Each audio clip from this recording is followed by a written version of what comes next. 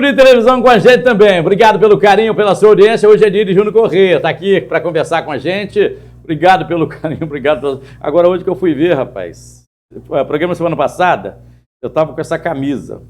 Voltei com a mesma camisa hoje. Foram 2 programas seguidos com você, usando a mesma camisa. Pelo menos eu não tô de camisa azul, né? Não, já ajudou, pelo menos para ver que é um programa diferente. É diferente. Não, tudo bem? Semana passada foi camisa branca, né? É. E quase que eu boto ela para vir hoje. E aí, como é que você tá? Tô bem. Tudo bem? Tô acompanhando o seu trabalho aí, andando pra caramba aí. É. Agora tá você e Léo Camargo direto junto, né? Todos aqueles que quer andar com você, você vai. Principalmente, né, que me chamam, eu vou junto, né? Uhum.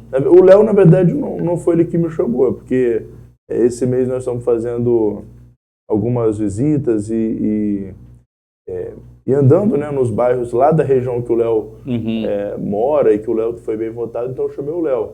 Mas Região do Léo é Curamara, BNH, Curamara, Justo Carone, Curamara, Justo Carone, BNH, Santo Agostinho, Caiçara, aquela parte ali toda. Léo tem andado sempre arrumadinho? Sempre, né? Sempre bem arrumado. Sempre arrumado. Arrumado com aquela camisa toda cheia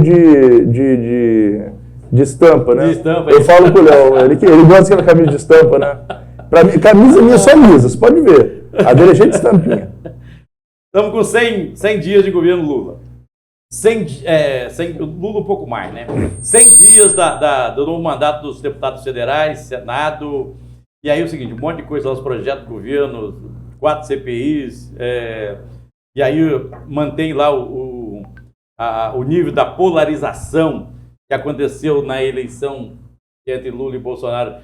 Mantém lá na Câmara dos Deputados também, no Senado, essa disputa continua. Uhum. E aí os projetos estão lá para ser votados, não foram votados nada até agora. Isso ajuda ou atrapalha na sua visão? Aí você precisa esquecer PL e falar o seguinte, com certeza, cidadão. Com certeza. É aquela coisa.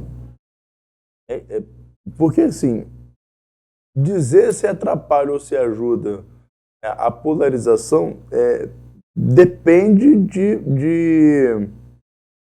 depende do que nós estamos falando especificamente. Como assim? Porque nós temos ali projetos. Realmente, o governo Lula não conseguiu aprovar ainda nenhum projeto. Uhum. Mas o governo Bolsonaro também, em 100 dias, não conseguiu aprovar a reforma previdenciária. Não sei se vocês lembram.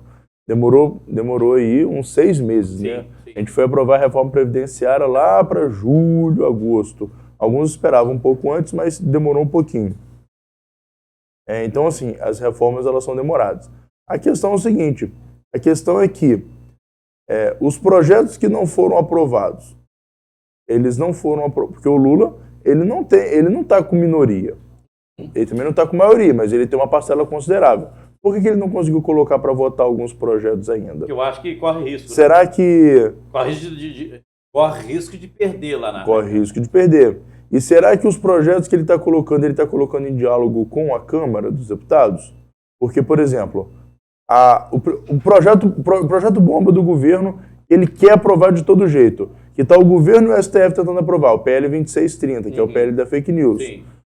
O governo conseguiu aprovar a urgência. Mas ele já perdeu os deputados da urgência. Então, assim, a demora de acontecer algumas coisas, ela pode ser benéfica para a população, ao passo em que aqueles projetos que não são tão benéficos assim, eles ou demorem a ser votados porque são mais discutidos ou porque eles não são votados. Então, pode parecer que eu esteja sabonetando, mas eu não estou, porque é complicado falar. Quando o projeto parte do Executivo, e que ele tem a maioria, consegue aprovar, a coisa anda. Pois a impressão que eu tenho é que... Pois mas a coisa anda... Que coisa que anda? A coisa anda lá na votação, na aprovação. Não, tudo bem. Mas aí quer dizer que o país vai andar? Aí é uma outra discussão. Entendeu? Essa é uma outra discussão. Como, por exemplo... Então, se eu for pensar na discussão de que 100 dias a polarização pode atrapalhar ou ajudar o país, eu acho que não tem muito ligação uma coisa com a outra. Por exemplo, Pra mim, o polarização- arcabouço fiscal, que é o que todo mundo espera. A reforma da tributária. Isso, tributária. Todo mundo... Nem o governo ainda sabe mais ou menos o que ele quer, né? O governo manda a reforma, mas também nem ele mesmo sabe o que ele quer dessa reforma. É isso? Porque o Haddad mesmo não soube explicar direito a reforma. Já houve muitas mudanças, né, da reforma pelo próprio governo. Então, assim, qual é o esforço que o governo está fazendo em cima da reforma tributária? Porque se o governo tivesse realmente querendo fazer esforço em cima da reforma tributária, ele nunca mandaria uma pauta-bomba igual a PL da fake news para ser votada agora. Para chegar junto lá na... Porque ele junto, perdeu completamente o foco. O Bolsonaro, eu lembro que o Bolsonaro ele queria fazer a reforma da Previdência, ele queria fazer a reforma administrativa, a reforma do Pacto Federativo, e ele queria fazer a reforma tributária. Só que ele queria fazer um cada ano. Um cada ano ele queria fazer. Então ele fez a reforma da Previdência.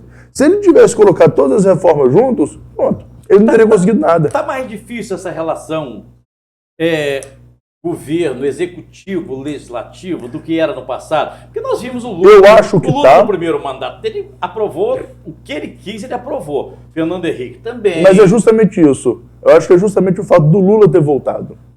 Lula ter voltado. Não, mas o Bolsonaro também não conseguiu aprovar nada. O Bolsonaro conseguiu aprovar a reforma da Previdência.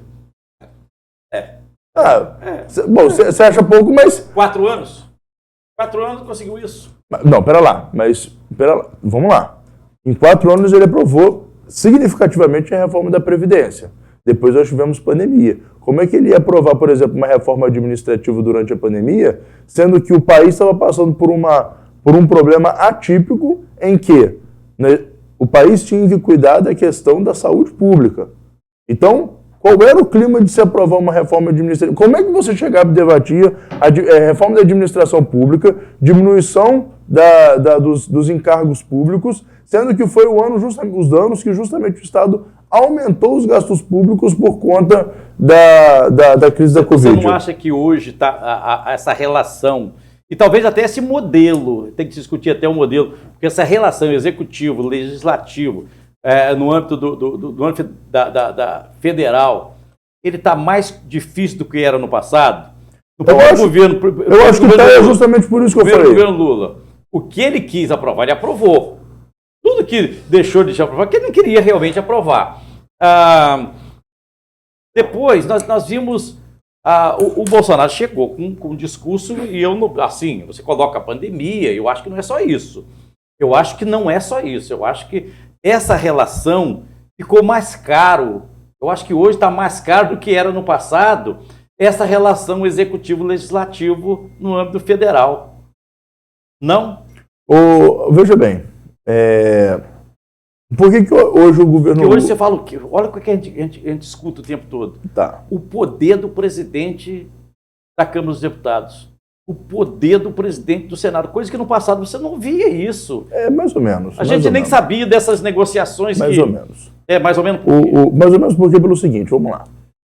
Por que hoje eu acho que vai ter uma dificuldade maior no trato do presidente da República com o Congresso, mesmo sendo o Lula que já foi presidente? É justamente por ser o Lula. Por quê? Uma coisa é o Lula sendo presidente pela primeira vez, lá em 2002. Ele não tinha sido presidente, foi eleito presidente, na popularidade em alta, então os deputados todos em convergência com ele. Hoje, quem é o Lula? Hoje o Lula é o cara que já foi presidente 2 vezes. O Brasil todo já sabe como é que era o Lula governando o Brasil. Metade gosta e metade não gosta. Nessa polarização natural de alguém que já foi presidente, de metade gostar, metade não gostar, isso reflete no Congresso. E aí o Congresso hoje, pelo Brasil, está tão dividido porque a eleição ganha 50,5, 49,5. Muito dividido. Qualquer passo em falso do Lula, ele perde popularidade e o outro lado ganha. Então, a cabeça do deputado vai ser sempre o seguinte: a maioria dos deputados, não todos, mas uma grande parte dos deputados de centrão, eu tenho que estar do lado de quem vai ganhar. Então, se eu estou muito do lado do Lula que está afundando, eu posso afundar junto com ele. Se eu estou contra o Lula que está crescendo, eu posso afundar por estar contra ele. Então, Por que hoje o Congresso tem é tão todo flutuante? interesse. Por que hoje o Congresso está tão flutuante? Por conta disso. Conforme a popularidade do Lula ela se mantém alta, ele consegue manter deputado do lado dele. Conforme o Lula fala besteira e a popularidade dele cai, ele começa a perder deputado por conta disso. Porque hoje está muito dividido, 50-50. Então essa popularidade dele, o Lula vai ter que construir muito bem. Coisa que lá no passado ele tinha uma maioria muito robusta. E nós temos que pensar, nós que vamos morrer, né, nós somos Desculpa, mortais. inclusive ele tinha partido de direita do lado dele, o PP, ele Sim, tinha o PL do lado dele. sim, Agora ele sim. não tem mais, hoje Inclusive, são os líderes da oposição. Inclusive ele foi muito criticado na época pela Por esquerda, por conta da ele deu relação, mais espaço para partido de direita do que para o PT mesmo. coisa que hoje ele não consegue, essa abertura. Eu lembro que ele falava, né, nos discursos que pro PT, né? Vocês querem o ministério do PT, vocês já têm o presidente que é do PT, que era ele, né? Por isso que ele dava. Sim. Mas assim, eu acho que hoje em relação a isso, porque já conhecem o Lula, então já existe aquele eleitorado fidelizado que é oposição ou que é a favor do Lula, e tem deputado, ou por exemplo, do Espírito Santo. Os únicos deputados do Espírito Santo que realmente são lulistas são os deputados do PT.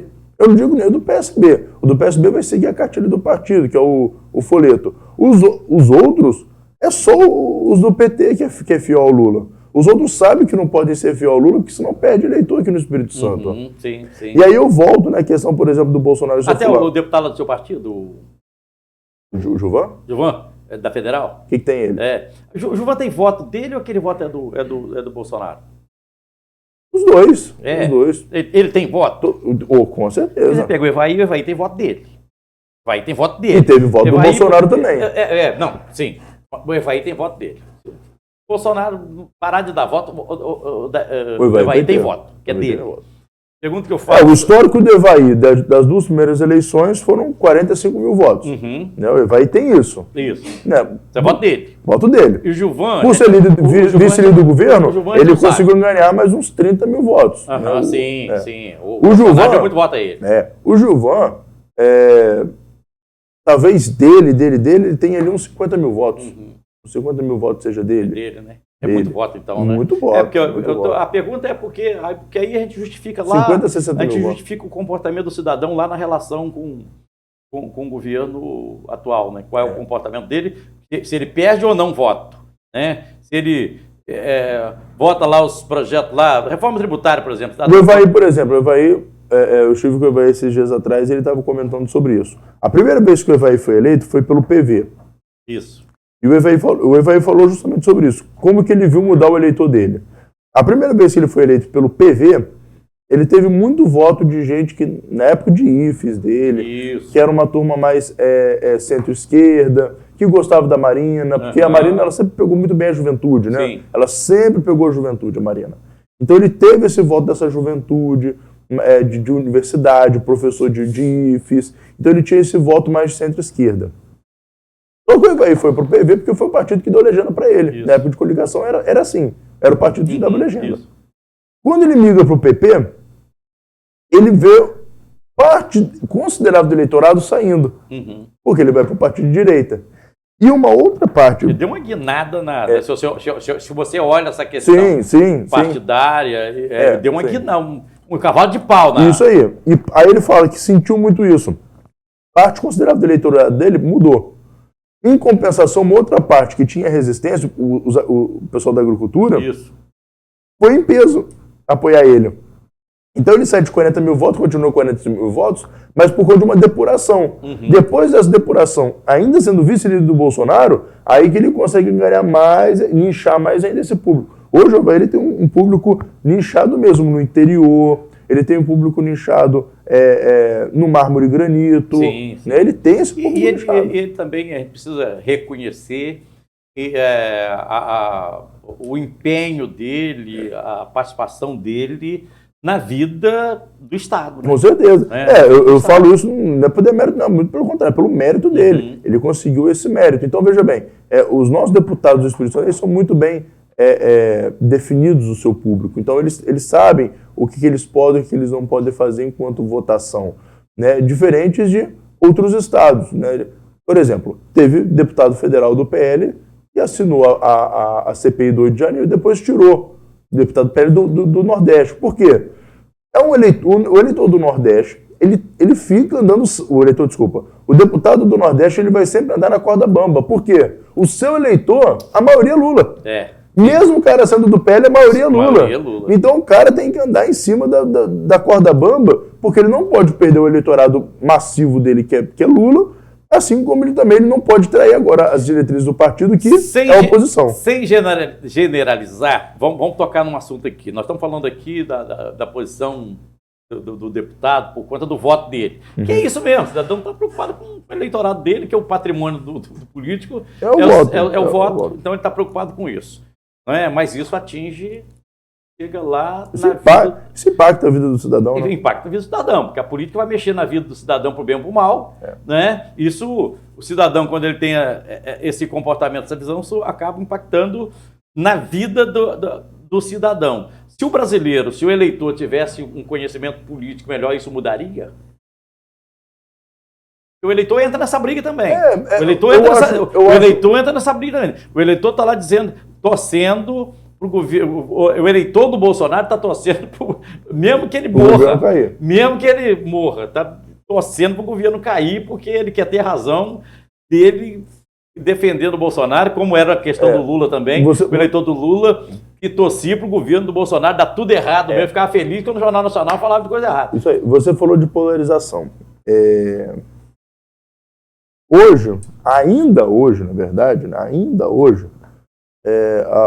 a democracia mais pujante do Ocidente é os Estados Unidos, né? Eu nunca sei se é ou se são os Estados Unidos, mas a democracia mais pujante dos Estados Unidos. Um país que é basicamente, mas é basicamente um país bipartidário, né? Isso. Dois lados. Então lá é muito bem definido, você já sabe quem é liberal e quem é conservador. Lá não usa o termo esquerda e direita, lá é liberal e conservador. E lá, inclusive, a própria imprensa. O próprio jornal, ele diz, olha, eu estou com esse candidato isso aí. aqui. A Fox é republicana e a CNN é democrata. Acabou. Você já sabe. Já sabe qual vai ser a tendência para o lado. Né? Então, lá é bem dividido. A questão é que o Brasil, ele tentou se formar como um país pluripartidarista. Aí, na época, eles falaram, né, de pensar num país de uma coalizão. Porque a ideia, na verdade, da nova república de 88, mesmo sendo presidencialista, a ideia sempre foi transformar no parlamentarismo. Tanto que os idealizadores da Constituição de 88 já eram parlamentaristas. Tentaram fazer um referendo e muitos partidos apoiaram o parlamentarismo. Porque no parlamentarismo é assim, você tem vários partidos... Porque o presidente da República é um chefe de Estado que normalmente não se envolve nas discussões políticas, e o chefe do governo, que é o primeiro-ministro, ele só é eleito se ele fizer a composição. Então a ideia sempre foi essa. Agora, pensando em república, pensando num presidente que é eleito e ninguém tira ele de lá, e ele tem que fazer as suas conversas, isso fez com que a nossa democracia ela acabasse sendo... o trâmite político, os acordos políticos se desvirtuassem. Por quê? Hoje, um presidente ele tem que conversar com um deputado eleito. Ambos são eleitos. O presidente não vai deixar de ser eleito até ele sofrer um impeachment e o deputado não vai deixar de ser eleito até sofrer um processo de cassação. Então, você tem que conversar com ele. Nesses tratos, até hoje, não se tinha uma consciência política de você conversar com o cara a partir de ideal político. Era a partir de quê? Você está sendo generoso quando você fala que o presidente tem que conversar com o deputado. Você está sendo assim... Eu não quero falar que ele compra. Isso. Eu não quero falar que ele compra. Mas agora eu vou falar que ele negociar. Mas agora eu vou negociar. Tem que negociar. Mas agora eu vou falar que eles compravam. E ainda compram. Sim. Como? Não sou presidente. Vamos falar presidente, podemos vir muito para o âmbito municipal. Isso. Como que eles compravam? A gente criou uma tal de emenda impositiva. Emenda parlamentar. Sim. O deputado ele precisa atender a cidade dele, precisa atender a região dele, precisa atender o estado dele, o eleitor dele com emenda. Isso. Aí ele chega para o presidente e fala, presidente, independente de posição política, eu te dou base aqui na votação se você liberar as emendas que eu fiz no ano passado. Ou seja, o debate... não é questão ideológica no mau sentido, mas o debate de ideal é o quê? O parlamentar não tem que representar a parcela da população? Sim. Ele representa a partir de uma ideia Sim. que a população acredita. Então, ao invés de ele fazer as suas negociações, né, os seus acordos políticos a partir dos seus ideais, ele faz a partir de capital político. Uhum. Entende? Sim. Isso desvirtuou. Por que numa polarização eu não vejo pontos negativos? Porque na polarização, quando é a partir de ideal, ou Não, seja... Isso enriquece a Ou democracia. seja, ó, hoje nós temos uma base no Congresso que é fielmente esquerdista, uma base fielmente conservadora, e não arredam o pé disso. Sim. Porque é ideal. Você ainda tem um centro que flutua. Pode ser até o ideal para a questão de voto, mas é ideal.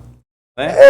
Tipo assim, mesmo esse centro que flutua, ele sempre vai existir. Não esquece negócio. Até nos Estados Unidos. Uhum. Tem republicano que às vezes vota com democrata, tem democrata que às vezes vota de republicano. Sim. Isso acontece direto. Existe um centro que sempre flutua. Mas é bom que você tenha os polos sempre definidos, porque numa democracia, quando você tem um polo bem definido, você permite que a discussão ela se enriqueça.